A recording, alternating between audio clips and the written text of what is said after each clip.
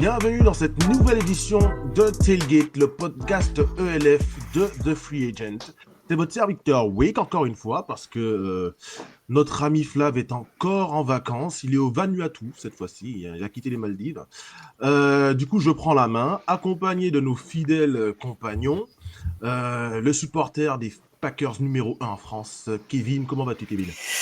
Bonjour à tous, ça va très très bien. Welcome everyone.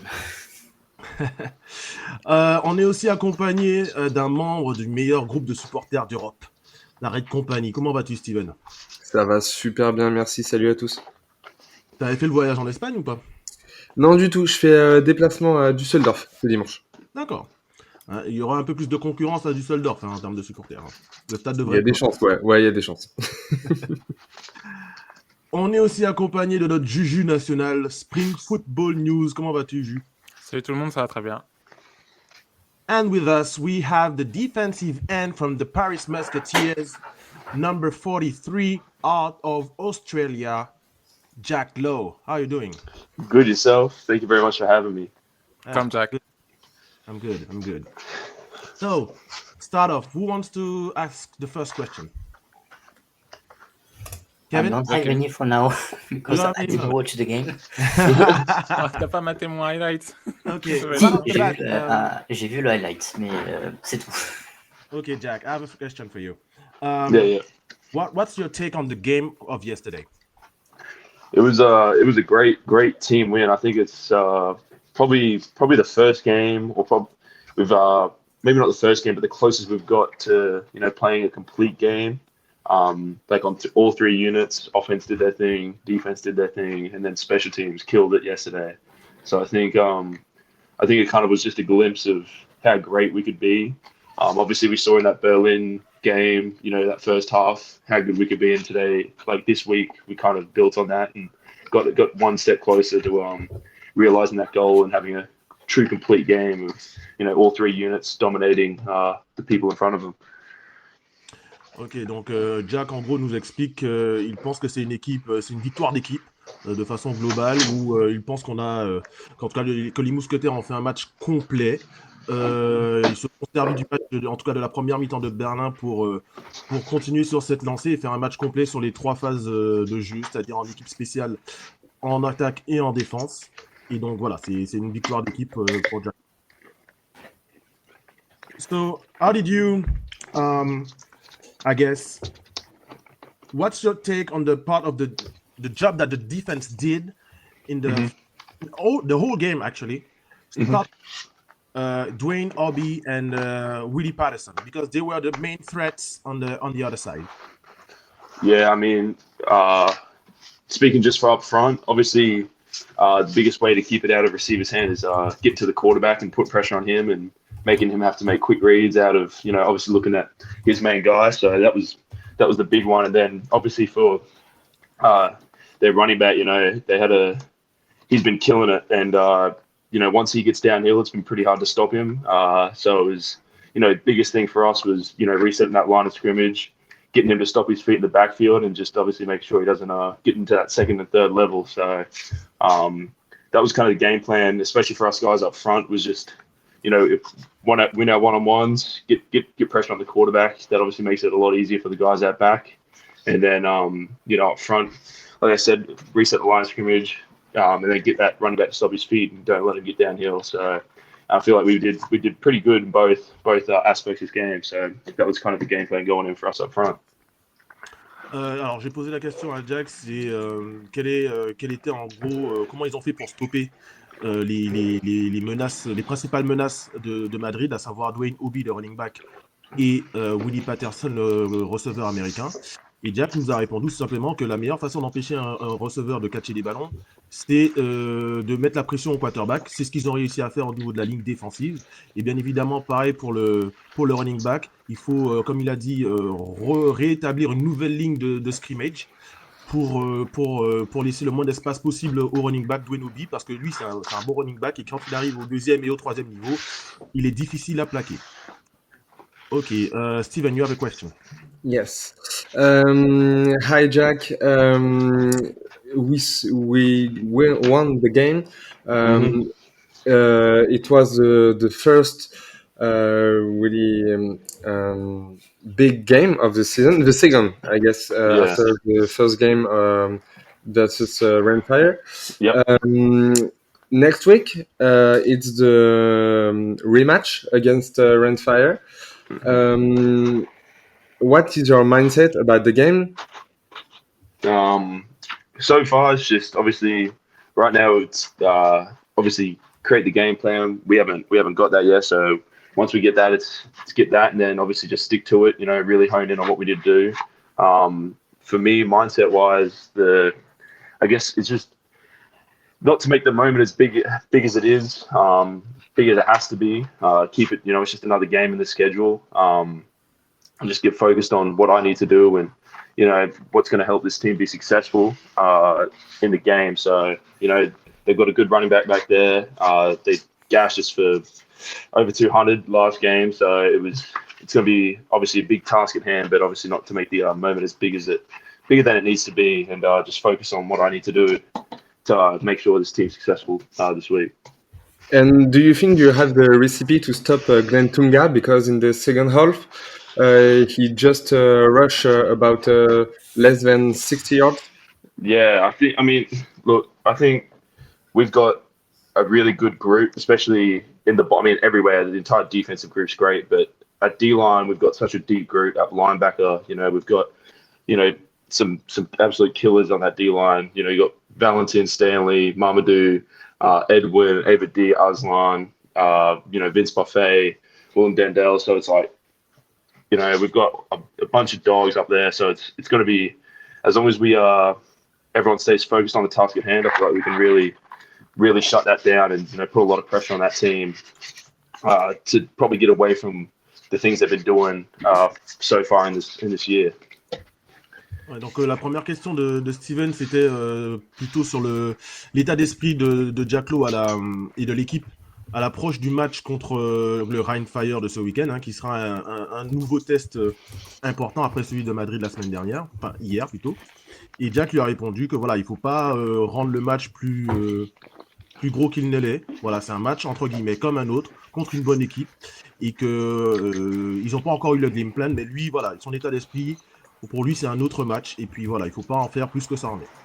Et puis la deuxième question de Steven portait sur le running back Glenn Tunga qui avait rushé pour plus de 200 yards lors du match précédent. Et il a demandé à Jack Lowe comment le stopper, entre guillemets. Et Jack nous a répondu qu'ils ont en fait sur la ligne défensive beaucoup d'excellents joueurs. Notamment, il a nommé Stanley Zeregbe, Mamadoussi, Edwin Elio, Zetterberg, Aslan. Enfin bref, il a nommé pas mal de joueurs. Vincent Bouffet aussi, Valentin Yawa. Donc voilà, il a nommé tout le groupe de la ligne défensive qui aura un rôle primordial à ses yeux pour stopper Glenn Tunga. Surtout qu'en deuxième mi-temps, il avait couru pour moins de 60 yards, alors qu'en première, il avait totalement tué le game. Donc, c'est ça. Je pose une question? Yeah. Ouais, vas-y. Hey, Jack. Can you tell us about your story as an American football player from Australia? And how did you get signed by Paris last year? Put it in layman's terms, I played rugby since I was 8 years old, and then once I turned 15, I really wanted to play American football, which I kind of got inspired by probably two things. We were playing flag in high school at that time. One of the teachers, he started up some little flag competition because he played in high school, and then also my grandfather works for an international company, so he was going over to America constantly, and he would watch it when I was back home. So when I'd go over there, the games would always be on. So that's kind of how I got interested in it. Then played for about 4 years. Got interested to go obviously D1, committed to that. And then that was in the middle of COVID, so it was pretty rough mentally, and there was some things going on back home. So decided to return only after that spring camp. Took a year and a bit off, and then got back into it. And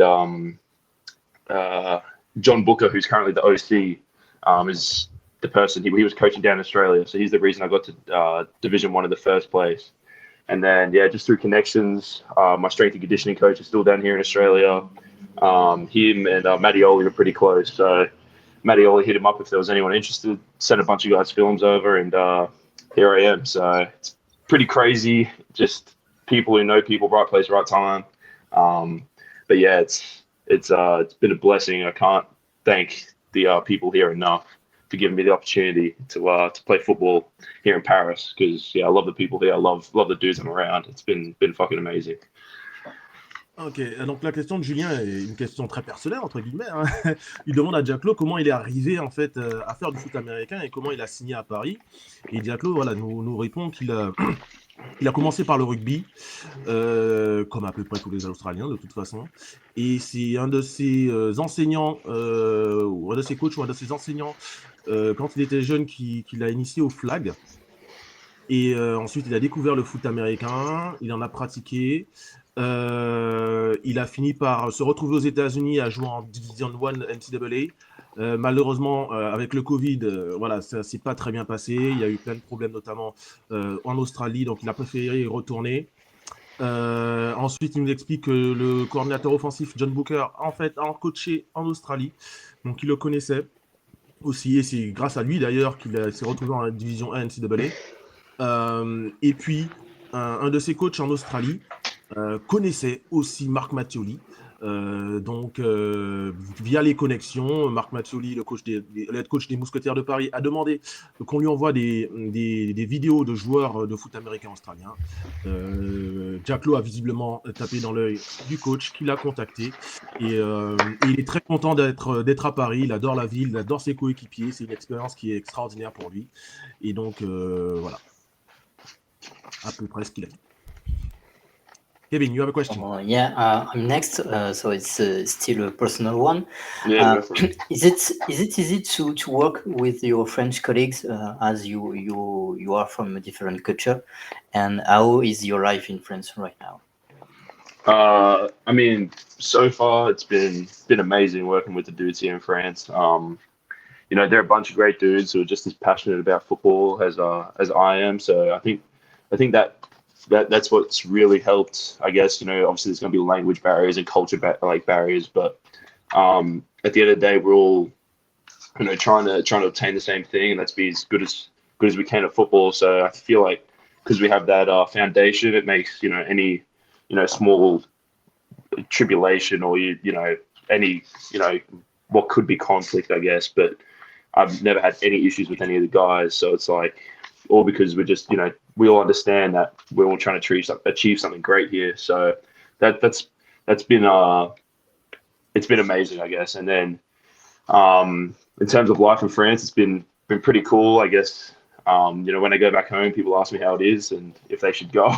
I guess I have a very privileged and grateful position to be in, because I get to live here for 7 months out of the year and just play football with a bunch of guys who, like I said, are passionate about the same thing as me. And I feel like that's just a truly unique situation to be in, and not a whole lot of people in their life will ever get to experience that. So it's been amazing living here in Paris and in France, and especially I love the people here. The fans are some great people.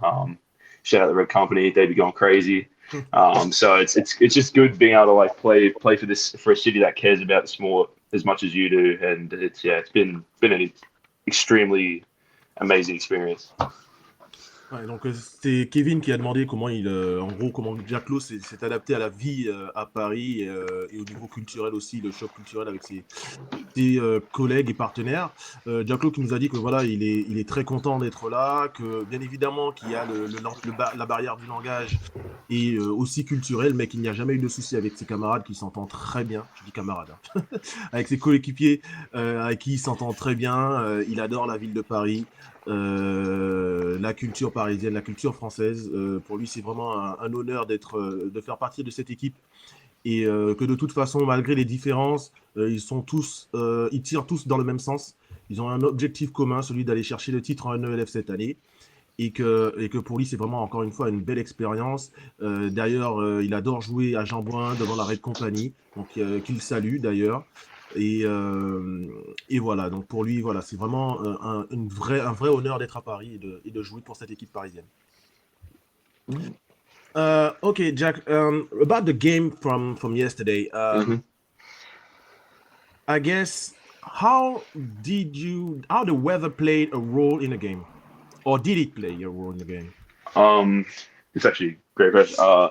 So like looking earlier in the week, the predictions for the weather were a lot hotter than they were on the day. I think earlier in the week it was going to max out at like 36 to 38, and then on the day it only really topped out at 32, and it was really like breezy. So I feel like it was a lot cooler than we expected. Still 31 degrees is hot.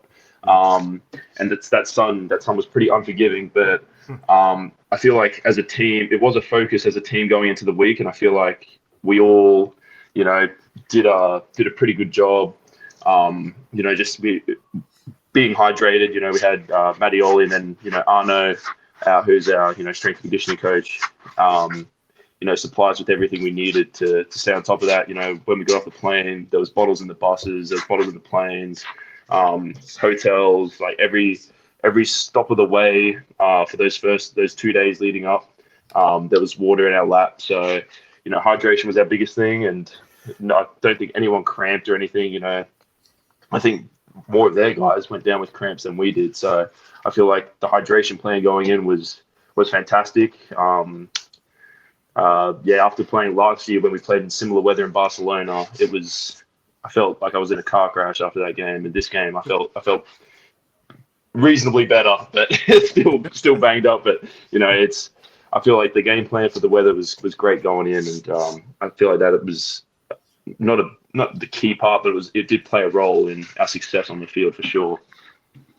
Donc voilà, Jack, j'ai posé la question à Jack, est-ce que la météo a joué un rôle dans le match du dimanche?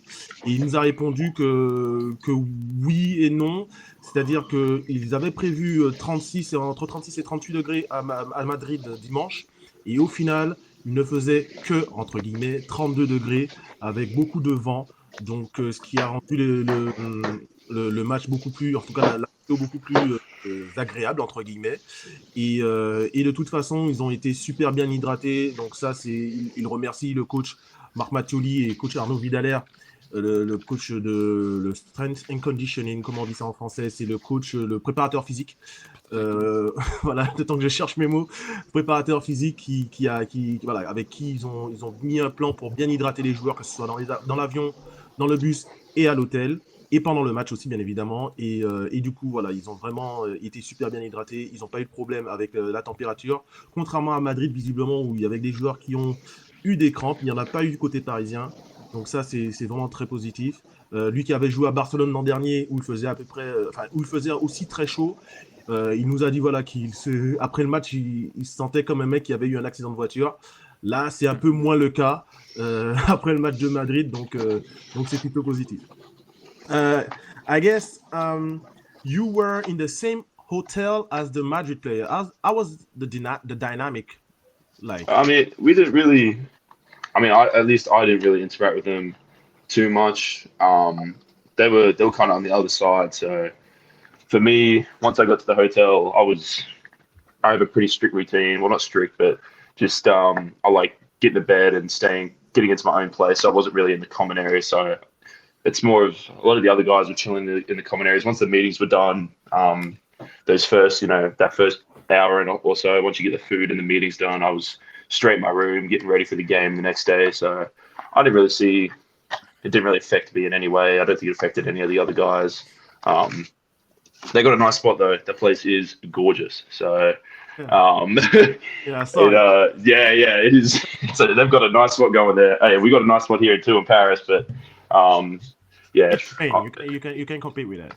Yeah, it is exactly. When you've got a pool sitting there in the middle, I'd be missing a lot, that's for sure. That place was nice. Ouais, donc voilà, j'ai demandé à Jack comment était ça faisait quoi en gros d'être logé dans le même hôtel que les joueurs de Madrid, et il nous a dit qu'il n'a pas eu trop d'interaction avec les joueurs adverses parce que eux ils étaient de l'autre côté de l'hôtel. Voilà, lui, il a sa routine, il va au meeting, il reste dans sa chambre et il se met dans sa bulle, entre guillemets, pour se préparer pour son match. Donc voilà, il n'y a pas eu trop d'interaction. Il dit quand même que l'hôtel était vraiment, vraiment, vraiment génial et que voilà, la piscine de l'hôtel va lui manquer et qu'il aurait bien aimé en avoir une à Paris. Hein. Voilà, je l'ai taquiné en disant que on ne peut pas rivaliser à Paris avec Madrid, malheureusement. Et il a confirmé, même si voilà, ce qu'ils ont amassé est plutôt bien. Kevin, Julian, you have a question. Wait, one question. Maybe you can talk about the difference between the last year and this year, and what is your personal progress, and what is kind of knowledge you learn this year with the lot of new player in defense. Yeah, for sure. Some of the first bit of that with the difference. I feel this year, obviously last year, first year team, we also had a lot of like first year coaches, like Coach Clate was first year offensive coordinator in the ELF. Matty was his first time being a head coach in the ELF, and he was a coach in Europe, but still in the ELF. There was a lot of first times up there. There was a lot of the whole team was basically first time in the ELF, people like Stanley and stuff, but a lot of those, majority of the team being homegrown, it's going to be the first time. So, and they all came from very like dominant flash teams, and last year was a lot more flash than anything. So, it was such a dominant flash team. So I think just the expectations last year were a bit, not necessarily expectations, but just what we thought was going to happen. Obviously didn't happen last year. And this year, just, being through that as a team together, I think really like it's allowed us to form who we are this year and allowed us to be successful.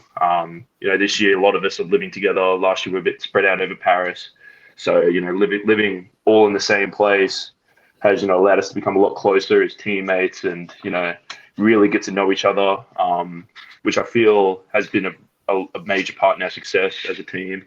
And, I guess just knowing now like what it takes. Last year we played in a really tough conference. We got to play against Stuttgart. We got to play against Ryan. Two teams that ended up in the championship game. So, experiencing that, knowing what it takes, and then being able to, come into this year, knowing that I feel like has also played a pretty big part in the success this year.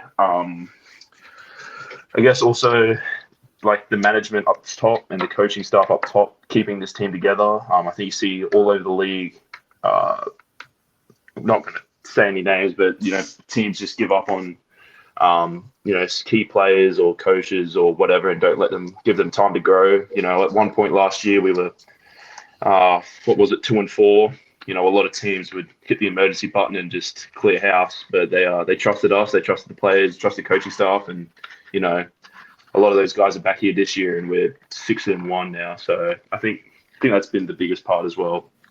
From a personal level, last year was my first time playing professional ball, so it was a bit of a shock. Got here only a week before the season started, so didn't have a whole lot of time to prepare as a team with the team. Sorry, so that was a big thing. This year I was packed on some weight, put about 8 kilos on because we played a very German heavy conference. A lot of big O linemen moving around. So last year got moved off the ball a bit, and this year I've been able to really use that weight and throw it around a bit, especially the way with how I rush, very power rusher dominant, so needed that. And then this year having people like Valentin like full time around, Stanley, being able to learn from them. At the end of the day, they're two dudes that are dominant pass rushers. Valentin playing in the CFL, and then Stanley has been a long time ELF dude. So, being able to continue to learn from them too has been great in terms of development. They've been massive assets. And then obviously Coach Bieler, as my position coach, continues to be great and teach me more and more. So, I feel like that's been the biggest reason for my personal development this year for sure. Donc voilà, Julien qui nous a... j'ai oublié ta question en vrai, Julien. En fait, Sorry, there's a lot to dissect there. My bad. It's okay. No problem. I'm just gonna repeat my question in French for the translation. No, En it fait, was ma a great question, answer, c'était un... but excuse-moi, Julien, it was a great answer, but I just Ouais. forgot the question because it Yeah. was En fait, ma question, c'était un peu, vu qu'en fait, Jack-Lowe est là depuis l'année dernière, donc je lui demandais en fait, c'est quoi sa différence entre l'année dernière et cette année? Qu'est-ce qu'il constate Ah comme oui, voilà, différence, c'est- comme c'est progression? Et en fait, que ce soit au niveau de l'équipe, justement, et de la ligue, et puis en fait, lui, sa progression personnelle, quoi. Voilà, donc Jack Lowe nous a dit que voilà, l'année dernière, c'était une toute nouvelle franchise, toute nouvelle équipe. Il y avait plein de joueurs qui n'avaient pas d'expérience ELF. Alors certains en avaient, mais pas tous.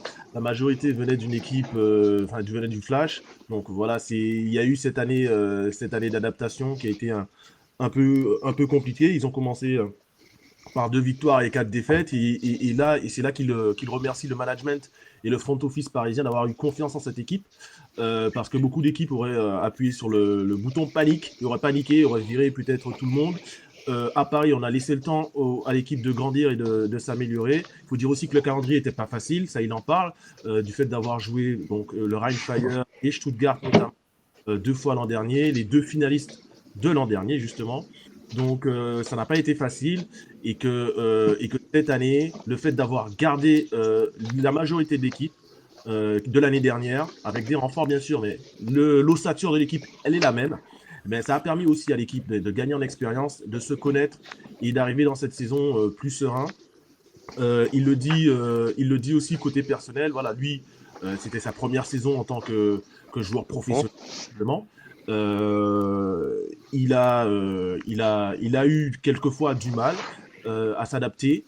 Là, cette année, il a pris 8 kilos. Hein, il a pris de la masse parce que lui, c'est un rusher, un power rusher, hein, un bull rusher entre guillemets. Et donc voilà, pour réaliser, pour avoir du succès, il faut être un peu plus puissant. Et c'est ce qu'il a fait en prenant de la masse pendant l'intersaison.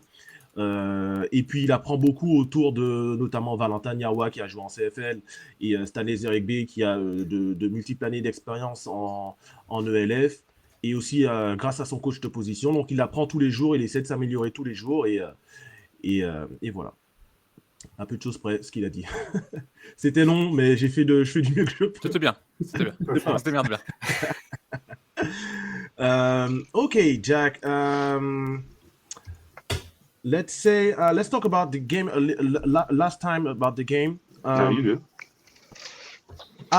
We thought as a whole that this Madrid team had a good starting unit.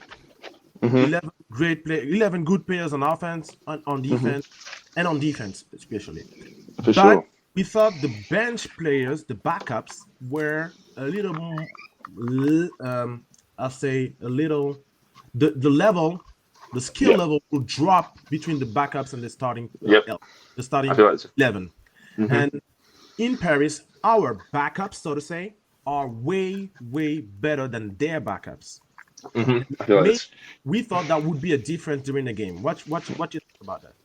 I mean, I feel like that's been one of our greatest assets. No matter who we've played, you know, Madrid included. I feel like every single second string that we have could, you know, be an e-import anywhere else. You know, I don't even know, like, you could say Deegan's a starter, but obviously got Jordan J. Marquis that's playing both ways. But, you know, he could be, you know, an e-import anywhere in this league. Our entire second string, even some of the third string guys, like, you know, Vince Buffet was a e-import, but I feel like our entire second string, if you want to, like you said, call them second string defensive line, like, could be import somewhere. Our secondary, you know, you've had dudes like Geordie step up, you know, without, you know, Idris being around and Wadji having some time out. You know, he's really stepped up. Maxime Roger was an e-import. He's really stepped up, you know, to the role. So I don't think you're wrong in saying we do have a really strong second team unit. I feel like it's been probably our greatest asset and what's continued to move us forward. And, you know, you're only as good as your worst player. So it's a great asset for this team, and it's going to continue to show up. And the dudes who have showed up, been put in those places have showed up. So yeah, I don't think you're wrong at all. Voilà. Donc voilà, j'ai posé la question à Jack par rapport au fait qu'on disait la semaine dernière que Madrid avait une bonne équipe de titulaires, mais que les remplaçants étaient un peu, voire beaucoup moins bons que les titulaires. Et à Paris, nos remplaçants, entre guillemets, si on peut les appeler comme ça, nos backups, eux ont un très très bon niveau et qui sont bien meilleurs que ceux de Madrid. Et il a un peu confirmé dans le sens où il disait que voilà, la deuxième unité de la D-line, notamment quand on retrouve un Vincent Buffet, il a dit qu'il pourrait plus starter dans d'autres équipes de la ligue. Il a parlé aussi du jeune Jordi Adjeti qui a step up récemment après les blessures d'Edric Jean-Alphonse et de Wadje Saïd et qui est un excellent joueur avec beaucoup de potentiel. Il a parlé aussi de Maxime Roger qui est un safety qui a eu plus de temps de jeu avec la blessure de Kenny Fleuret et qui aussi pourrait jouer n'importe où dans la ligue. Voilà, donc on a une équipe qui est vraiment deep chez les backups et ça c'est vraiment un atout par rapport à certaines équipes dans la ligue. Okay, I think we're good. Sweet. We're good, Jack. Frank, thank you very much for your time. No, thank you for Thank you so much, inviting me. Jack. No, anytime. No, I hope anytime, no it problem. You well. were. Qu'est-ce que t'as dit, Kevin? I hope it went well because it was Jack is our first English speaking Oh, Yeah. it's an honor. guest. Thank you very much. Apologies that my French is not very No, good. no problem. It's No okay. problem. I know French is the worst language to learn. So no problem. It's brutal, It's especially hard. with so many dudes. Like the south of France speak it so differently to the guys from the north, and then even dudes from Paris speak it differently. So it's like you try and learn it from someone, then you go to someone else, and they say something completely different. It's tough. Yeah, I feel you. So thank you very much, man. No, anytime. Appreciate it, and take care of yourself. Stay Will healthy. do. And, Y'all too. Thank you very much for the support, guys. yeah, You're we'll do. welcome. We're still gonna support you guys anyway. Yeah. So Thank you very much. keep balling. Anyway, for sure. Yeah, stay healthy. Have a nice Yeah. evening. Thank you so much. Bye bye. Enjoy the rest of your night, guys. Thank you. Thanks. Bye. Ouais. Ouais, donc j'ai juste dit, voilà, j'ai remercié Jack pour son intervention dans l'émission, hein, tout d'abord, parce qu'en plus Kevin l'a bien rappelé que c'était le premier invité anglophone Anglophone. de Voilà. notre émission. Donc voilà, il s'est excusé de ne pas parler français. Alors je lui ai dit que c'est Non. Voilà. pas d'excuse. Moi, le but de ma Juste, question, c'était lui demander si ça s'était bien passé. Au contraire, nous, c'est ce qu'on s'était débrouillé. Ah oui. Oui, non, mais il a dit avoir je pense, apprécié le temps et que voilà, même si le français c'est compliqué, hein, parce qu'en plus il y a avec les différents accents du nord, du sud, les différents mots, les différents etc. Il a un peu de mal à apprendre, donc on lui en veut pas bien évidemment. Et voilà, on lui a souhaité de rester en bonne santé, en pleine forme et de continuer de faire l'excellent boulot qu'il fait sur le terrain avec ses coéquipiers. Eh ben les gars, pour une première c'était pas mal. On va continuer avec notre programme. On va parler du match et votre avis. Hein. Jack nous a dit que c'était un match complet.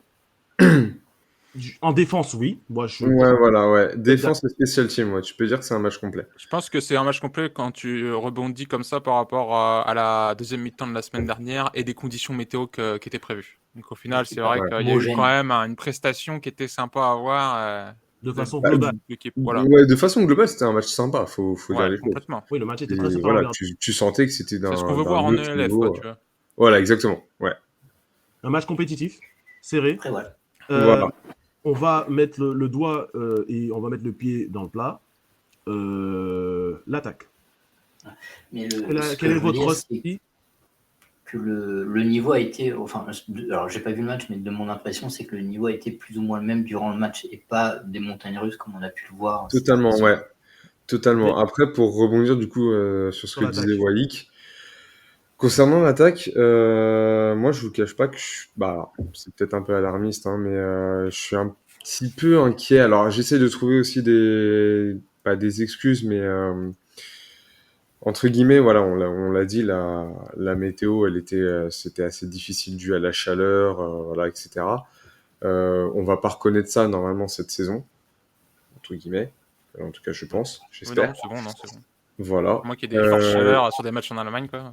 Ouais, voilà, mais encore, bon, Ça là, reste c'est l'Espagne, quoi. comme on l'avait dit, hein, c'est un match, enfin, c'est un stade, il y a vraiment, pour les joueurs, 0 part d'ombre et ça tape du début à la fin. Donc un match un dimanche à 13h sous 30 ou 32 degrés, le ressenti doit pas du tout être le même, d'ailleurs. Donc voilà. Mais sans ça, on reste quand même sur 3 mi-temps, parce que j'exclus totalement la première du Thunder, bien sûr, qui était, on l'a dit, la meilleure depuis le début de la saison.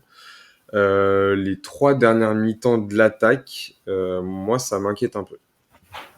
Moi, je vous le cache pas. Je sais pas ce que vous en pensez. Moi, ça m'inquiète un petit peu. Alors, moi, non, je pense qu'on peut pas dire que l'attaque a bien fonctionné lors des 3 dernières mi-temps, comme tu l'as mentionné. La question, plutôt, c'est de savoir pourquoi cette attaque ne fonctionne plus depuis un match et demi. Selon toi, Julien. Ben, dans le match, là, globalement, pour situer le score genre, déjà, Paris gagne avec 29-13, donc on est content de la victoire, c'est bien pour le classement.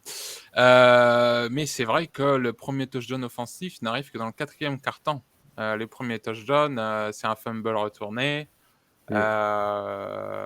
C'est quoi? Bah oui, dans le premier quart-temps. En fait, justement, dans le premier Bah, quart-temps, en fait, c'est le punt. c'est le oui, c'est le punt. Ouais. Enfin, j'ai dit fumble, mais en fait, il y a un punt qui est bloqué et c'est retourné en touchdown. Et après, il y a des field goals de Mathis Dupont. Il fait 3 field goals, vraiment un très très gros match de Mathis Dupont. Et les premiers points offensifs arrivent dans le 4e quart-temps. Donc ouais, pour ça que là, je rejoins Steven sur les mi-temps et les quart-temps. Il y a un petit problème à ce niveau-là, quoi, dans l'offense. Mais on avance quand même. Alors, Parce que Alors, t'avances parce que ton jeu au sol, il est très bon. Ouais. Depuis 2 Ouais, matchs, faut dire les choses, il est très bon. Et surtout Voilà. dans le 4e quart-temps, justement. Ouais, avec le Mugombo 4e qui- quart-temps, clairement, il te plie le match. Je rectifie, Julien.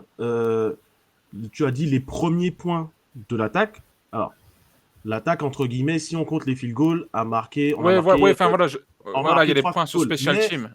Oui, mais Oui, le premier entre guillemets, touchdown ça, c'est des offensif, spé- c'est dans le 4e quart-temps, quoi. Et On met c'est un le touchdown seul, offensif dans le 4e. le seul TD offensif. C'est même pas le premier, c'est le seul TD offensif Oui, du c'est match le seul, oui, oui. Ouais. de chez Cousso qui est sur, en fait, qui intervient sur une erreur d'assignement de la défense madrilène. C'est-à-dire qu'il est complètement démarqué de façon tout à fait inexplicable. Ah oui, oui. Et complètement. il remonte le terrain sur 39 yards et va marquer. D'ailleurs, je fais le clin d'œil dans mon récap que je vais poster demain, mais chez Cousso qui fait une petite célébration pour faire un clin d'œil à son nouveau-né, parce que lui aussi, Steven, il est jeune papa, c'est chez Cousso, depuis quelques semaines, depuis 1 ou 2 mois. Donc voilà, donc il a fait un petit clin d'œil. Mais oui, l'attaque en elle-même, elle a été, encore une fois, elle avance. Oui, ça, comme l'a dit Kevin, elle avance. Donc ça, c'est indéniable. Mais elle a du mal, notamment en red zone, à concrétiser, ou au port de la red zone. Soit en red zone, soit au port de la red zone. Et ça pardonne pas. Quand il y a moins de terrain à parcourir, ça devient plus difficile de marquer. Et c'est là qu'on doit être créatif et c'est là qu'on doit trouver des espaces. Pour l'instant, on ne trouve pas les solutions. Est-ce que c'est inquiétant? Ça commence à l'être. Il va vraiment falloir déjà, première chose, qu'on arrête avec les QB Power. Franchement, là, je pense qu'on a vu ce que ça a donné. 4e et 1 sur les 2 yards lors du premier drive. Alors, Dawson Dales. Alors, peut-être qu'il passe, mais ouais, moi, honnêtement, ce jeu-là m'a pas dérangé. À cet endroit du terrain, ça me dérange pas. Parce que Tu sais que 9 fois sur 10, ça passe, ça me dérange pas. Non, mais justement, ça ne passe 9 fois sur 10 contre des mauvaises équipes.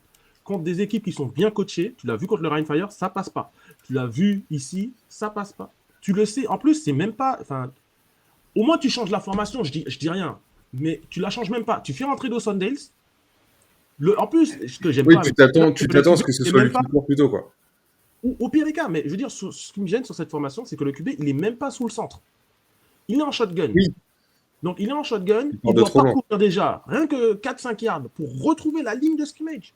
Tu vois ce que je veux dire? Au moins, un QB sneak, c'est simple, t'es sous le centre, boum, QB sneak, t'as un yard à chercher, pourquoi pas? Le mec, il fait 1m90, plus, tu peux les chercher. Mais ce jeu-là, personnellement, j'en peux plus. Tu as tout le monde dans le stade. Moi, je le sais. On en revient à ce fameux. Tout le monde le sait. On a vu... assistant coach offensif. Non, mais j'ai vu Dawson Dales rentrer, j'ai fait QB Power. Et là, les Madrilènes, eux aussi, le savent, toi. Donc, c'est vrai que maintenant, peut-être que les équipes vont commencer à voir un peu quand on fait rentrer des gars comme Dawson Dales ou Jordan Gedmarkiv sur certains plays à dire, ok, là, on va surveiller. Voilà. Donc après, je tiens quand même à préciser que tu as raison, le jeu de course, et là il faut rendre à César ce qui appartient à Jules. Chris Wumbo a été extraordinaire Oh, lors du bah, match. il Il a a une moyenne, demandé il fait 161 yards, il a quasiment 14. 12 yards de moyenne. Enfin, c'est. C'est ça, hein, c'est 14 courses, 126 yards, 161 non? yards. 161 yards Ouais, en 161 yards. 14 courses. Donc, c'est des courses de 12 yards, quoi. Ouais. Ouais, moyenne. t'as ce petit fumble après le jump là qui est malheureux. Et Mais c'est en première mi-temps, mais justement parce qu'en fait, il fait un gros quatrième quart-temps, en fait. ah Donc, ouais, non, mais clairement, sur et le c'est quatrième incroyable, quoi. quart-temps, le jeu au sol et principalement Chris Zumbo te plie le match. Et justement, ça, Ah oui, ils n'arrêtaient pas de ce l'arrêter. drive-là, Mm. mais t'as défoncé le moral des Madrilènes. Parce Ah ouais. que tu les as martyrisés au sol. Et l'horloge, elle tournait. Et ce drive-là, c'est une masterclass. Très Et c'est honnêtement, ça qui est... Vas-y, oui. très honnêtement, il n'y a rien de pire au foot US de savoir que l'attaque va courir. Il n'y a rien de pire pour une défense de savoir que l'attaque va courir, d'avoir lancé un jeu pour stopper la course, parce que visiblement c'est ce qu'ils ont fait, et de Ouais, ne et pas te stopper prendre la 12 yards dans la tronche. Quoi. C'est rien de plus démoralisant, et on a cassé le moral des Madrilènes, comme l'avait fait le Rheinfire lors de leur dernière rencontre. Hein, ils ont couru, sauf que eux, ils ont couru pendant tout le match. Nous, on a décidé vraiment de se consacrer à la course à partir de la fin du troisième quart-temps. On avait bien couru en première mi-temps, on avait couru quelques fois, ça avait bien marché. Mais après le fumble, si vous remarquez bien, on abandonne complètement. Ouais, il y a un moment où tu abandonnes un peu le jeu de course et tu te concentres un peu plus sur la passe. Quoi. Et c'est un peu à ce moment-là que l'attaque, elle coince aussi. Donc, il fallait, comme je l'avais dit, courir parce que les Madrilènes ont du mal à stopper les running backs adverses. Et ça s'est vu à la fin du match. Quoi. Quand vous me dites que le mec il fait 14 portées, 160 yards, Ouais. c'est énorme. C'est énorme. Et la question que je pose, est-ce que Chris Wumbo n'aurait pas gagné une place de titulaire? Mais c'est ce que je me suis dit. Parce que, La question en plus, déjà, c'est de savoir s'il y en a un de vous déjà qui est au courant, de savoir qu'est-ce qui se passe du coup avec Jason Aguemon. Parce Il a que dû du se coup, il faire fait mal. le premier jeu, Il je fait mal. crois, et derrière, tu le vois plus. Quoi. Il se fait mal. Il se blesse. Voilà. Il blesse à À la jambe savoir droite. si c'est grave ou pas. Bon, je veux pas m'avancer parce que j'ai aucune info. Je suis pas sûr que ce soit grave parce que si tu le vois à la fin du match, il célèbre, etc. Il a l'air plutôt content. Bon. Comme on dit, ce genre de truc, c'est les petites blessures qui peuvent arriver en match. Sur un match comme ça, comme on dit, pareil, qu'il y avait une préparation assez spéciale. Je pense que tu as vite fait de prendre la décision de reposer un joueur parce Oui, que voilà. plus de bye week, il y a les voyages là, donc c'est du repos un peu, peut-être pour dire faut pas aggraver. Et en fait, Feedback au comme dit, à match. tous les postes, comme disait, tu vois, Jack, il me disait la même chose que tout le monde, c'est que tout le monde pourrait être starter. Et chez running back, c'est Jean-Charles Mokouri, c'est Chris Wumbo. Et putain, ça marche, quoi. C'est Jordan aussi. Enfin, c'est incroyable le jeu au sol. Et c'est vrai que là, Madrid, ils avaient quand même des absents. Il y avait Alejandro Fernandez, le D-line, là, qui était l'année dernière au Rainfire, le jeune, qui est en second team All-Star l'année dernière. Et même first team All-Star avec Barcelone en 2022. C'est un très bon défenseur. Il n'était pas là. C'est un mec, vraiment, il bloque bien le jeu de course pour une équipe comme ça. Pareil, ils n'avaient pas Jalen Embry, qui est un safety américain, qui est un gars qui couvre bien aussi. Et c'est vrai que, comme tu dis, l'attaque, il y a quand même des trucs qu'on n'a pas vus. On a tenté quelques grosses passes sur Mitchell à un moment. C'est pas encore passé. Et puis, on n'a pas revu d'autres. Hein. Après, Mitchell, on a catch quand même des ballons. Il y a eu un passing game qui est encore efficace avec Hugo chez Ikuso. On voit pas Florian Larose dans le match. Voilà, on sait qu'il y a encore beaucoup de points à travailler pour les prochains matchs. Et c'est vrai que là, le prochain match, c'est Rainfire. On espère que l'attaque, elle sera au top. Quoi. Et toi, Kevin, du coup, tu penses que Chris, il a peut-être gagné sa place ou pas? Alors, en tout cas, c'est ce que je me suis dit en voyant les highlights. Quand tu vois en plus la physionomie du match de la semaine dernière, où du coup, c'est la course qui permet après d'enquiller les points à la passe à chaque fois, là, et de mettre, je ne sais plus combien on met, mais on met une quarantaine de points, je crois, au final. Donc, 29. la course est quand même... Et puis là, on voit qu'on tient aussi, on tient la baraque grâce à la course. C'est quelque chose d'important. Il va falloir, à mon avis, faire tourner tout le monde pour pouvoir tenir sur la saison. Donc, si Jason est un peu moins dedans à cause d'une petite blessure et que Chris, lui, au contraire, en pleine bourre, on go, quoi. Non, Donc, et encore une fois, énorme match de Chris Wumbo. Je tenais à le préciser parce qu'il n'a pas eu beaucoup d'opportunités cette saison. Il a commencé la saison blessé à l'épaule. Il est revenu il y a 2 matchs. Et là, il a montré toutes ses qualités, notamment physiques. Déjà, le hurdle, il est juste Zag. impressionnant. C'est le plus beau hurdle que j'ai vu depuis très, très longtemps. Il est clean. C'est juste, voilà, protège le ballon, Chris. Mais sinon, ouais, c'est incroyable. Autre joueur qui a surperformé ce dimanche, c'était notre kicker, Mathis Dupont. Mes deux MVP, tu vois, je vais avoir du mal à choisir. Qui a passé un field goal le plus long de l'histoire de la franchise parisienne. Un field goal de 48 yards. Moi, je lui dis 48. Parce que quand on regarde bien, il est... Ouais, 48. C'est du 47-48, quoi. C'est entre les 48, ouais. C'est entre le 47e et le 48e yard. Ouais. Mais le ballon est quand même plus proche des 48 que des 47. Il est quasiment... Et même sur le site de l'ELF, tu vois, quand tu le vois à l'écran, tu dis ouais, c'est un 47. Même sur le site de l'ELF, ils le mettent à 45. Mais au final, ouais, c'est déjà un field goal qui est au-delà des 40 yards. C'est déjà bien de pouvoir taper ça maintenant. Et sachant qu'il le passe avec énormément de marge. Ouais, et c'est ce que je me dis aussi, c'est qu'il a 5 yards encore dans la ligne. Il est haut, il est bien tapé, quoi. Ouais, et il y a un autre field goal à 27 et un autre à 30. Et sur les extra points, il en rate qu'un. Il a 2 sur 3 extra points. Mais voilà. Et justement, un truc que je me suis posé la question, justement, c'est qu'il a tapé beaucoup de touchbacks. Alors je me suis demandé, justement, vu que l'équipe elle avait fait une préparation spéciale et tout, il allait faire chaud, est-ce qu'en fait, on n'a pas voulu forcer les touchbacks pour éviter de trop courir en special team et épuiser les joueurs? Il y a vraiment beaucoup de touchbacks. Et pour le coup, sur ce kick-off-là, c'est quelque chose de pas foirer en fait le kick-off pour se prendre une pénalité et qui avantagerait l'équipe à repartir aux 40 yards. Et au moins, le touchback, ils sont sur les 30. Et quand tu as une bonne défense, tu préfères prendre les 30 que de jouer un return, quoi. Et c'est vrai que pour le coup, je trouve qu'il joue très bien ces kick-off. Ouais, donc encore une fois, énorme prestation globale de Mathis Dupont, à la fois sur ses kick-off, sur ses extra points, même s'il en rate un, et sur les field goals, là où il a été parfait, 3 sur 3, comme tu l'as dit. Donc 3 sur 3, ça nous rapporte 9 points. 9 points, ça nous permet d'être tranquille en fin de match, en fait. Donc il a joué sa part, et une part très très importante dans la réussite des Parisiens ce dimanche, donc face à Madrid. Donc un gros merci à Mathis Dupont pour sa performance. Concernant les touchbacks, moi je pense qu'au-delà du fait de ne pas vouloir fatiguer les joueurs sur l'équipe spéciale, je pense surtout qu'il ne fallait surtout pas donner le ballon à Willie Patterson. Oui, aussi. Oui. Le moins il touche le ballon, le mieux c'est. Parce que ce mec-là, c'est une flèche. On l'a vu sur quelques catchs qu'il a fait.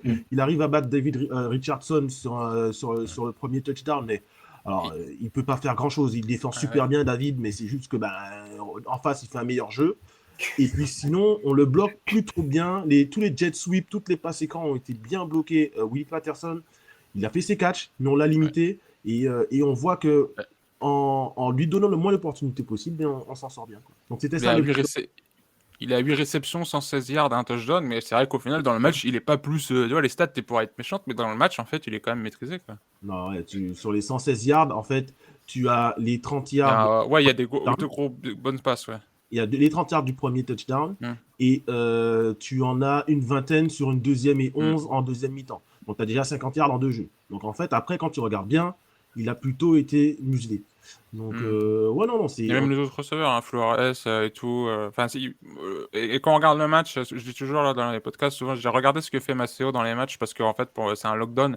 Et avec des gars comme Amir et Kenny, ils verrouillent complètement les receveurs. C'est vraiment impressionnant à voir.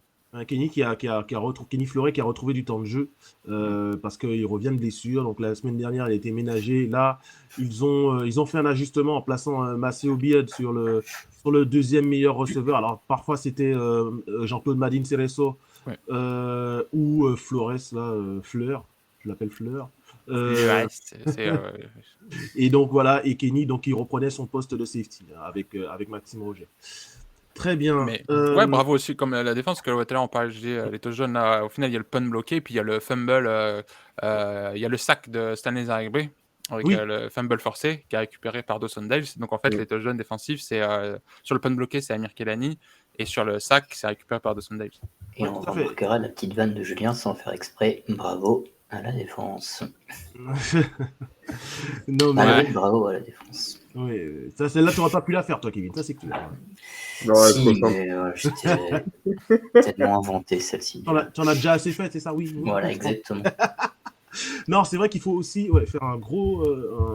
Mettre la lumière sur l'énorme travail de la ligne défensive. Ça aussi, il faut le dire. Mais ce qui est dur avec cette ligne défensive, tu n'arrives pas à sortir un joueur de cette ligne défensive parce qu'ils sont tous bons. C'est un travail global. Ah ben oui, Ouais. tu as C'est un Stanley travail qui fait global. en quatrième carton, le sac fumble. Mais tu as Jack Lowe qui fait un sac, un package pour paire. Tu as Mamadouci aussi qui fait pareil. Tu as Averdier Misus pendant un moment. Mais comme la dernière fois, il take over le game. Donc, il prend le match il met l'équipe sur son dos. Il fait 2 stops importants dans le deuxième ou troisième carton, je ne me souviens plus. Donc, on a vraiment une ligne défensive. Quand c'est pas l'un, c'est l'autre. Il y a Valentin Niawa aussi qui, Ouais, c'est bien. en fin de. Et là, même dans le match, Maxime Roger finit à 10 tackles. Hein. Oui, non, mais on a Ouais. on parlait de la ligne défensive, mais c'est vrai qu'aussi, derrière, on a une défense qui a fait un bon match. Après, si vous voulez, la deuxième mi-temps de la semaine dernière qui n'était pas bonne. Donc ça, il fallait le préciser et c'est ressaisi, tout simplement. Mais c'est très bien. Alors, les gars, est-ce qu'on peut décider d'un MVP de ce match? J'en aurais deux. Il y en a deux à donner. Enfin, moi, là, il y en a deux. Allez, 2 MVP. On a deux. Allez, 2 MVP. Tu peux pas dissocier Wombo de Mathis Dupont parce que l'un permet d'avancer et le second permet d'enquiller les points qui nous laisse respirer, en fait, nous permet de respirer et de pas d'avoir une fin de match suffocante en plus de la météo. Donc moi je peux pas dissocier les deux. Chris Wumbo et Mathis Dupont pour toi, Kevin. Steven, je sais que la Red Company a déjà récompensé Mathis Dupont. Toi, tu en dis quoi? Alors moi, pour tout dire, j'étais, on n'était pas d'accord ensemble, les gars et moi. Mais justement parce que Kevin l'a très bien dit, moi je voulais récompenser Chris Wumbo et la majorité, le peuple a parlé, comme on dit. Mais après c'est totalement mérité. Hein. Et d'ailleurs c'est pas que sur ce match-là, on en a déjà parlé sur les matchs précédents. Mathis a été très très bon. Donc, mais c'est vrai que comme l'a très bien dit Kevin, je pense que tu peux pas dissocier les deux. Je vais y arriver. Et ouais, non, pour moi, tu peux pas en sortir un du lot plus que l'autre. Voilà, les deux 50-50. Donc Chris Wumbo pour égaliser, on va dire. Toi, Julien? Je vais être un peu sur le même genre de réponse. Hein. C'est très difficile de le donner là qu'à une personne ou peut-être même à une section. Hein. Mais bon, Chris Wumbo, déjà sur un match incroyable. Je vous ferai les highlights de son match là demain. Alors, ouais, puis Mathis. Ouais. Tu fais les highlights sur Spring Football News. Voilà. Mais là, après, les highlights de joueurs, je poste pas ça vraiment tout le temps pour un seul match sur YouTube, je poste sur Twitter, mais au moins ça vous permet de voir la performance. J'aime bien une fois la semaine poster une ou deux grosses performances de la semaine, et là, c'est une des meilleures. Il y a peut-être même une chance qu'il soit MVP de la semaine pour le LF, ça peut rentrer en compte, quoi. Hein. Non, il y a eu d'autres perfs qui étaient vraiment. Ouais, en fait, il lui manque peut-être un ou deux TD, tu vois. C'est les honneurs. Il est dans les catégories des joueurs qui auraient pu avoir ce titre. Quoi. Mais voilà, et puis Mathis, très belle performance. Quand on en parlait en pré-saison, que c'était super important d'avoir un nouveau kicker. Et là, ça a compté. Voilà. Ouais, bon, moi, je vais pas faire très neuf, hein. Je vais faire comme vous, je vais dire comme vous, je vais pas faire dans l'originalité, je vais dire Chris Wumbo et Mathis Dupont pour mes deux MVP. Ce qui est encore une fois embêtant pour la ligne défensive, j'aurais bien aimé trouver un MVP sur la ligne défensive, mais je ne peux pas puisqu'ils ont tous été bons. Donc non, mais c'est vrai. C'est le problème. C'est le problème, ils ont tous été bons, donc difficile d'en sortir un. Donc oui, Chris Wumbo et Mathis Dupont, pour le principe, il a rentré un kick de 48 yards pour son plus long kick déjà personnel et pour la franchise de Paris, c'est un record. 48 yards, c'est une distance NFL. Et en termes de la ligue, ça se comporte comment, tiens, les 48 yards? Comment? En termes de ligue. Le record dire cette saison? Non, cette saison, même de la ligue, peu importe. Non, la ligue, on est à 60, je crois. Hein. Ouais, je crois qu'il y a un 60. Mais même dans la saison, cette année, il y a des 50 qui sont passés, je crois. Okay. Il y en a un qui est passé même ce week-end, il me semble.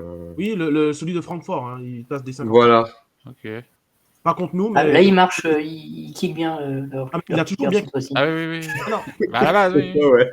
alors je rappelle, parce que là on On le avait vanne, fait peur, mais nous. je rappelle que c'est l'un des meilleurs kickers de la Ligue celui de Francfort. Mm. Ryan Rimler, c'est l'un des meilleurs de la Ouais, Ligue. ouais. Il a juste été malchanceux contre nous. Tant mieux pour nous, mais pour lui, c'est 50 yards, c'est limite une routine. Mm. D'ailleurs, il Non, nous l'a prouvé c'est surtout le punter qu'on a vanné. la semaine dernière, c'était le punter, mais à Ouais, Francfort. la semaine dernière, ouais. C'est vrai. Donc oui, non, très très bonne perte de Matisse. Et pour lui, c'est aussi psychologiquement, ça que je voulais dire, rentrer comme ça, un premier vrai kick compliqué, parce que 30 yards, 20 yards, ça il a ça facile dans les jambes, mais 48 yards, c'était vraiment un kick compliqué et important au-delà de tout ça, parce que à ce moment-là, on passe de 10 à 7 à 13 à 7, et c'est important. Tu vois. Donc le kick était important, il y avait de C'est la important d'avoir un genre de reps avant les playoffs qui arriveront. Donc bon, en fait, il faut prendre le max de reps, quoi. Ouais. C'était une question justement, est-ce que du coup Paris fait un grand pas vers les playoffs? Merci pour la transition. Parfaite transition. Bah ouais, non, mais clairement, là, en fait, ne serait-ce que pour le classement dans la conférence. Et puis, bah, même après, genre, c'est le genre de qualité de football qu'on s'attendait à voir sur cette deuxième année, quoi. On se dit, la vache, c'est quand même une des meilleures équipes de la Ligue, la meilleure défense. C'est... Il y a quasiment pas de blessés comparé à d'autres équipes. Comme disait Jack Lowe, la gestion, c'est quand même autre chose que dans d'autres franchises en ce moment. Donc, on est quand même content d'avoir ce niveau global de belle franchise et de bon football, je trouve. Bah, c'est surtout que le point fort de l'équipe, voilà, c'est cette homogénéité. Et alors, je leur souhaite pas du tout, hein, loin de là, cette idée. Mais par exemple, si au Fire, t'avais un Glenn Tunga qui se blesse, bah, ça serait bon. Ils ont quand même un très bon jeu au sol, mais bah, leur plan de jeu serait quand même grandement changé. Du côté des Vikings, si t'as un Rhys Horn qui se blesse, bah, c'est aussi vachement handicapant. À Paris, voilà, comme on l'a dit, t'arrives pas à dégager un receveur numéro 1. Bon, au niveau du rushing game, bon, t'as quand même Jason Laguemon qui est devant, mais Chris Wumbo, voilà, qui est d'un super niveau aussi. Voilà, t'as vraiment une homogénéité qui fait que même si t'as des petits pépins, et bah voilà, t'as un niveau, t'as un top niveau, un niveau top 3 de toute façon. Ouais, c'est bien de dire ce que tu dis, Steven, parce que ça me permet de rebondir sur le fait que, voilà, en général, les équipes adverses, moi, quand je fais mes previews, dans les équipes adverses, je dis, voilà, il faut stopper un tel, et en général, je parle de 2 joueurs. Tu vois, par exemple, pour Madrid, j'ai dit qu'il fallait stopper Dwayne Obi, ce qu'on a fait, et j'ai dit qu'il fallait stopper Willie Patterson, ce qu'on a plutôt réussi aussi. On l'a canalisé quand même. On l'a analysé. Voilà. Sur le match, il fallait stopper un tel, mais c'était toujours un joueur, 2 joueurs.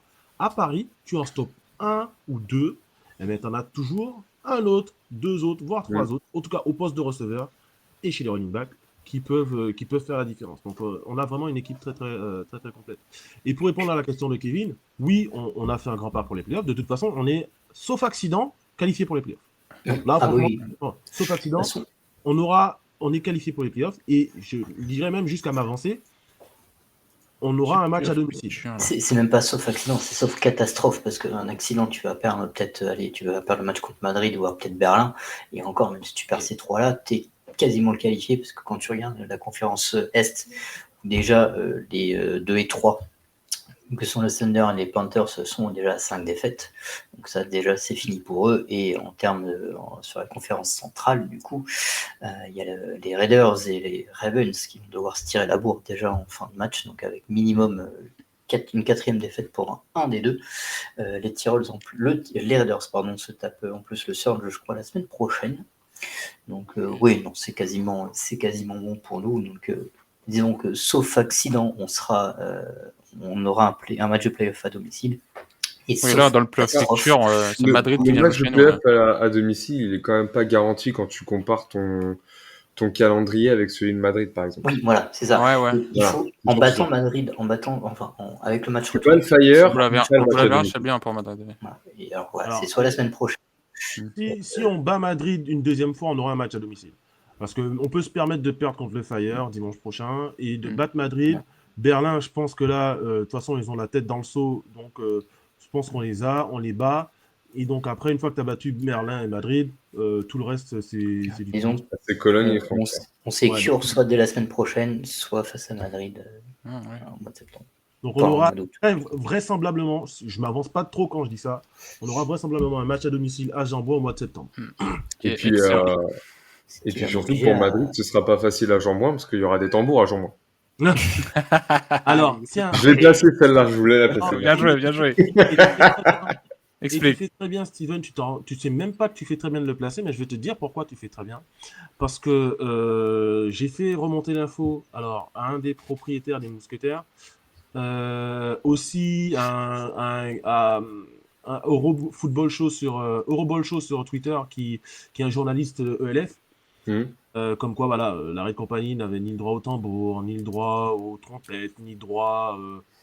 Ni le droit faire du bruit. d'encourager tout court parce qu'il Enfin, y ni a le la droit tout à fait sécurité de faire de qui est venue bruit. les déranger pendant le match. Donc, Tout à fait, ni le droit de faire de bruit pendant le match. Et le propriétaire l'un des propriétaires des Mousquetaires m'a répondu que c'est John McKeon sur X qui m'a répondu qu'en fait, ce n'est pas forcément du ressort de l'équipe qui reçoit d'établir les règles de sécurité et les règles dans le stade. Donc, c'est-à-dire, c'est pas forcément Madrid qui a interdit d'apporter les tambours. C'est peut-être une règle propre au stade elle-même. C'est-à-dire que les oui, je sais les- notamment que nous, ça a été très compliqué, notamment d'inclure un mégaphone. On a pu cette année, mais c'est vrai que normalement, c'est interdit. Après, bon, je sais qu'il y a déjà eu le problème la saison passée, notamment sur le déplacement à Hambourg, avec des stades en agglomération, et où justement les tambours, c'était compliqué, etc. C'est dommage, mais bon, soit. Après, sur le fait de venir carrément déranger les supporters qui sont juste en train de faire du bruit pour gêner la défense, enfin pour gêner l'attaque, voilà, Non, mais quoi. je suis d'accord, mais C'est quand même une limite, quoi. ce n'est pas forcément, ce que je suis en train de te dire, c'est que ce n'est pas forcément Madrid. Et ce qui est important, c'est que voilà, le John McKeon m'a dit qu'il allait en parler au management des Bravos et aussi au niveau de la ligue pour voir d'où vient cette règle et s'il y a moyen éventuellement d'essayer de comprendre pourquoi il y a eu ces interdictions lors de ce match-là. D'ailleurs, ce n'a pas été le seul match où il y a eu des problèmes parce que le match de Les Vikings. Berlin, aux Vikings à Berlin, les supporters, il y a eu une histoire comme quoi des supporters, en tout cas un mari et sa femme, ont été virés du stade carrément. J'ai vu ça. Ah, carrément. Trop de bruit. Tout à fait. Donc le problème n'est pas, si tu veux, lié qu'au stade de Madrid. Il y a eu en tout cas le même problème à Berlin. Donc il va falloir que la Ligue statue, en tout cas, ou essaie de faire ce qu'elle peut pour statuer sur le déplacement des supporters, parce que c'est important, encore une fois, qu'on puisse supporter son équipe à domicile, mais aussi à l'extérieur. Complètement, surtout comme on a pu parler, je le précise, j'en parle même assez souvent, c'est que cette année, la Ligue veut quasiment 300 000 spectateurs de plus dans les stades. Donc des histoires comme ça, ça fait un peu tâche. Tout à fait. Oui, et puis c'est surtout que, bon, à un moment donné, on n'est pas, il y a eu zéro débordement enfin, c'est pas un sport à débordement, il s'est rien passé. Encore, il y aurait eu des problèmes, je dis pas, mais bon, on n'est pas un sport et on n'est pas. Quand je parle de ça, je parle vraiment de la globalité des fans en ELF. C'est pas des fans à problème. Moi, je le vois parce que nous, on fait les tailgates avant tous les matchs avec les franchises, même si on n'a pas encore joué tout le monde dans la ligue. Voilà, c'est des familles, voilà, à aucun moment c'est des personnes à problème qui viennent dans les stades. Quand tu fais un déplacement de plusieurs centaines, voire milliers de kilomètres pour les déplacements les plus longs, bon, je trouve ça un petit peu quand même dommage qu'il y ait des restrictions comme ça, quoi. Ouais, et puis, t'es à 13h un dimanche après-midi, c'est pas comme si t'étais à 23h en train de faire du boucan avec effectivement là des gens qui pourraient travailler le lendemain, etc. Là, ça pourrait éventuellement être gênant, mais en plein après-midi, bon, faut pas être déconné, j'ai envie de dire. Oui, tout à fait. Alors, les gars, je vous propose de passer au sujet suivant. Le Rheinfire, voilà, c'est l'équipe un petit peu épouvantail de cette ligue. Quelles sont les clés du match de dimanche prochain à Düsseldorf selon vous? Il y en a deux, c'est la même, c'est course C'est chez toujours nous. la Il faut même. que ça court bien chez nous et il faut qu'on arrête Glenn Tunga chez eux. Et on Ouais, y a voit rien. dès que Glenn Tunga est moins bien ou est absent, ça marche moins bien côté Fire. Alors sauf chez nous où on a trouvé le moyen de se faire remonter alors qu'on avait muselé Glenn Tunga en deuxième mi-temps. Mais sinon globalement c'est l'inverse qui se passe. Et dès qu'il est moins bien, ça fonctionne moins chez le Red Fire. Si on arrive à l'arrêter, on devrait avoir nos chances. Ouais, La grosse Vas-y, Julien. Juste, ouais, parce que la grosse différence là, que je note comparé au premier match où on les a joués, c'est que ça y est, maintenant leur jeu de passe il est en place quand même. Ouais. Kelvin McKnight Jr. et Arlan Kofi, ça catch des ballons, ça fait presque 100 yards par match et des touchdowns. Justement là dans le match contre le Galaxy, Glenn Tunga il fait 20 courses, 100 yards, il 100 fait yards. 4 touchdowns quand même Glenn Tunga, donc en red zone de toute façon peu importe où il est sur le terrain, il faut l'arrêter. Mais il y a quand même cette menace aérienne en plus. Kelvin McKnight est vraiment un très bon receveur. Donc du coup, il va falloir qu'on se transforme de torero pour pouvoir Je museler pense que ça va être un les des taureaux plus gros matchs. en Vas-y, désolé, je te torréfacteur pose de pour blague. pouvoir museler les... Ouais, en pleine vanne, quoi, c'est hallucinant. Vas-y, Donc là, recommence. il va falloir du coup qu'on se mue en torero, avoir muselé les taureaux, en torréfacteur pour pouvoir museler Kofi. Kofi, ah d'accord. Ouais, c'est Oh, Kofi. non, elle est pas mal. Kofi, Elle est pas mal. En fait, je pense que le mec, tu sais ce qu'il fait? Ouais, je cherche, Il prend des notes et il sait celle-là, je très l'avais bien qu'il préparée. va sortir. Voilà, c'est ça. C'est le mec, c'est Jean-Michel Bigard. C'est quoi? Comment il s'appelle Bigard? Quoi son prénom? Jean-Marie. Jean-Marie. Jean-Michel Bigard. De toute façon, tellement je le connais pas. J'ai dit Jean-Michel. Jean-Marie Bigard. Le mec, c'est Jean-Marie Bigard de Tours. Hein, il se prépare des torréfacteurs pour Kofi. Non, mais je valide moins. Il y a de la recherche. Je valide moins. Quand même. J'ai essayé de la mettre dans la preview, mais j'ai pas réussi. Alors, je te la précise. Franchement, je pense que tu peux encore mieux faire. Oui, c'est sûr que je peux mieux faire. Parce que là, Après, c'était un niveau exceptionnel. Hein. C'était un niveau exceptionnel. On n'a jamais vu. Comme tu marchais sur l'eau la semaine dernière. Après, pour en revenir du coup à ce que tu demandais, Wake, à propos du Fire, ça me fait penser un peu, pour ceux qui ont regardé le match du coup sur Bein, à ce que pouvait dire Philippe Gardan et je vais y arriver. Peter Anderson. Et Peter Anderson, merci. Où il disait que entre guillemets pour la défense de Madrid, l'objectif ça allait vraiment être de défendre à 11. Il pourrait pas faire autrement parce qu'il y avait trop de menaces. Maintenant, comme l'a dit Julien, que le jeu de passe est vraiment efficace aussi. Arrêtez vos blagues.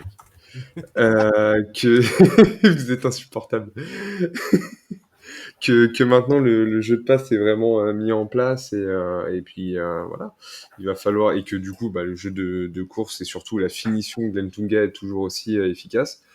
On n'a pas le choix, il va falloir vraiment être irréprochable à chaque poste, quoi.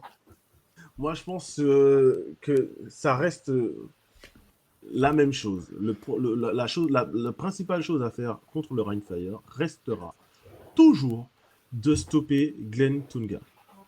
Ça doit être le game plan de base des Parisiens, de stopper Glenn Tunga. Une fois qu'on stoppe Glenn Tunga, on doit stopper les receveurs. Kelvin McKnight Jr., Arlan Kofi. Mais si vous voulez, tout le schéma offensif du Rheinfire se base sur le jeu de course. Le jeu de course de Glenn Tunga, qui est inarrêtable, permet ensuite au Rheinfire de faire des play action et de trouver des receveurs ouverts de 10 yards. Notamment, encore une fois, Arlan Kofi et Kelvin McKnight, qui n'ont pas besoin de ça pour être ouverts, mais qui le sont encore plus grâce au play action. Donc, si on arrive à très bien stopper Glenn Tunga, on aura plus de chances de gagner ce match. Après, ça mettra bien évidemment la pression sur nos corners pour stopper les deux receveurs. Hein. Principalement, c'est ces deux receveurs qu'il faut stopper, Kelvin McKnight et Glenn Tunga. Alors, quand je dis stopper Glenn Tunga, c'est pas forcément simple, hein, parce que le jeu de course du Fire est très varié. Ce n'est pas toujours les mêmes types de courses. C'est de l'inside, c'est de l'outside, c'est des passes écrans aussi vers Arlan Kofi, vers Kelvin McKnight, qui arrive à gagner des yards. Donc, il faut faire attention. Mais vraiment, le principal danger, ça reste le MVP pour moi de la saison, d'ailleurs. Glenn Tunga, hein, qui reste sur 4 touchdowns hier Ouais, 4 jeunes. face à Et Francfort. qui a battu le record de touchdowns sur une saison alors qu'on est Ouais. loin d'avoir fini la saison. Eux, ils ont passé leur plus grosse moitié de saison parce qu'ils vont encore avoir 2 bye week. Mais oui, de toute Ouais. façon, c'est une saison MVP, quoi. Alors après, tu peux toujours dire qu'il met beaucoup de touchdowns à 5-6 yards, mais bon, faut les Non, il y a mettre. des trucs. Il y a des trucs, c'est des courses, tu vois, comme le premier match à 70 yards. Enfin, Ouais, non, voilà. c'est ultra Non, complet, quoi. Non, il sait tout faire. Il sait absolument tout faire. C'est- Il peut catcher des passes écrans. Il sait absolument tout faire. Donc, il faudra Ah, vraiment quand- être très discipliné face à lui, respecter ses schémas de bloc, respecter ses gaps plutôt entre guillemets pour la ligne défensive et pour les linebackers et vraiment le limiter comme on a su le faire en deuxième mi-temps. Donc, c'est pas comme si on l'avait jamais fait. Mm. On l'a déjà Ouais. fait. Donc, il faut reproduire ce qu'on a fait en deuxième mi-temps face au Fire, au match aller, au match retour. La différence, c'est qu'on a un Arlan Kofi qui est en bonne santé par rapport au match aller. Et on n'a pas Devin Extal, mais Kelvin McKnight Jr. Elle a la différence. Donc, c'est vrai que Glenn Tunga, quand tu vois que sur une saison NFL, le gros gap pour une saison top niveau, c'est les 2 milliards, lui, il est à 1003. Il est à 1003 sur quoi? Sur 9 matchs. Ils sont à 9 matchs, là. Ils sont à 8-1. ouais. Donc, Mais en première mi-temps face à Francfort, ça n'a pas été simple. Il n'y a qu'un point d'écart entre le Fire et Francfort. Et le Rhein-Fire s'est détaché vraiment en deuxième mi-temps avec notamment un touchdown défensif de notre Français Tony Anderson sur un scoop and score. Donc attention, voilà, le Rhein-Fire, c'est un peu moins quand même c'est pas le rouleau compresseur de l'an dernier. Ça reste une équipe très solide qui ne commet pas d'erreurs ou très peu d'erreurs et qui, voilà. si vous voulez, un peu comme les Patriots, Julien, hein, tu aimeras la oui. comparaison. Je ne peux qu'approuver. Le Rhein-Fire ne perd pas des matchs. Ok. Elle se contente, voilà, de ne pas perdre les matchs. Ce sont les équipes adverses elles poussent les équipes adverses à faire des erreurs, si tu veux. Et là, c'est ce qui s'est passé. Francfort a commis plusieurs pertes de balles en deuxième mi-temps, et c'est là qu'on n'a plus revu le Rhein-Fire, quoi. Et c'est là qu'ils ont pris le large. Donc voilà, il est vraiment important pour les Parisiens de ne pas commettre d'erreurs et de ne pas donner le ballon au Rhein-Fire. Chose qu'on n'a toujours pas fait cette saison. Un match sans turnover. Donc, important. Et puis si tu fais des erreurs, tu lâches pas. Je vois, moi il y a une action qui m'a un peu dérangé sur le match d'hier. C'est sur Rémi Berthelin où c'est au moment d'une inter, il me semble, et où il lâche complètement quoi.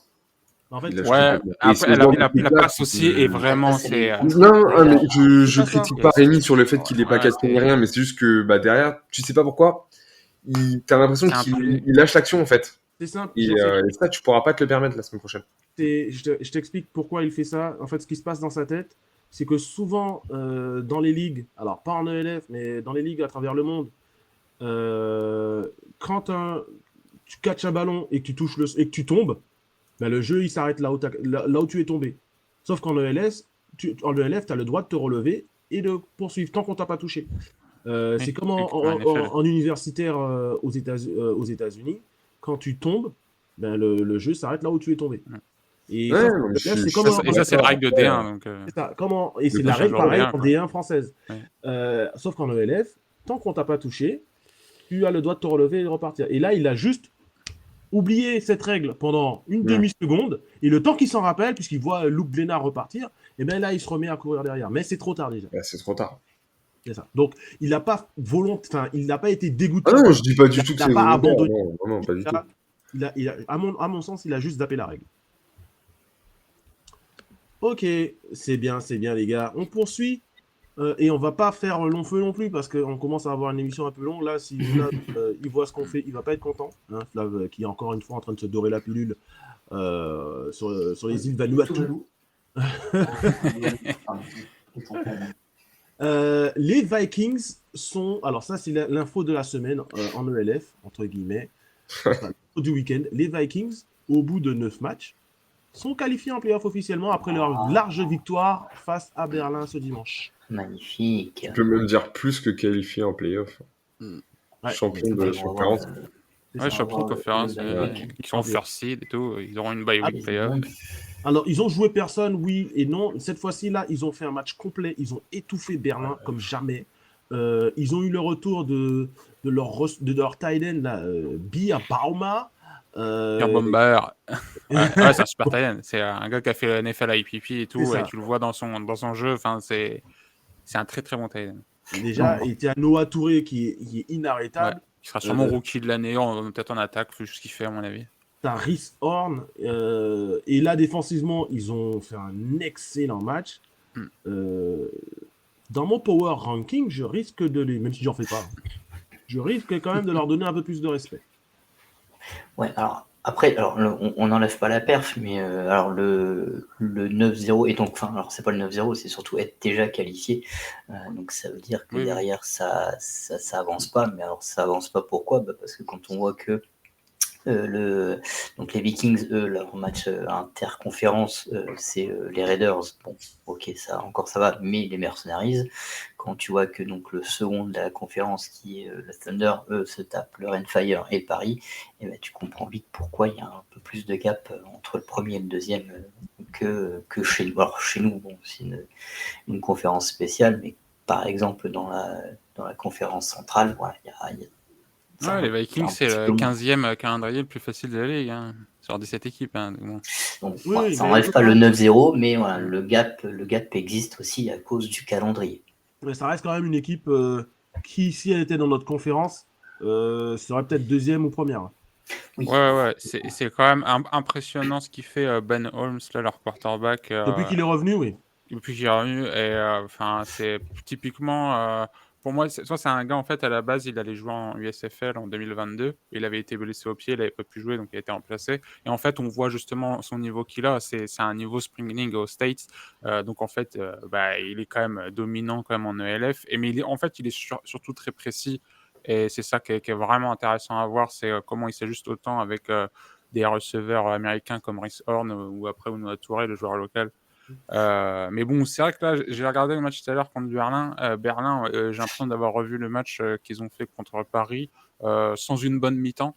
Et c'était les mêmes problèmes qu'ils ont eu contre nous. Et t'as Aaron Jackson, 8 réceptions, 118 yards, un touchdown, et derrière, il n'y a rien, quoi. Ça manque tellement de playmakers à Berlin, c'est dommage. Et la défense, bon, il y a une grosse défense productive, Kyle Kitchens et tout. Il y a beaucoup de mecs qui font quasiment du plaquage par match aussi dans leur défense, mais il y a un moment, ça lâche. Puis voilà, Quand tu es c'est tout le temps dommage. sur le terrain, tu lâches. Hein. Ouais. Et- Ils ont souvent tendance à avoir un temps de possession au final qui est bien. Enfin, pour la défense, c'est un temps de jeu qui est trop élevé et ils lâchent, quoi. Tout à fait.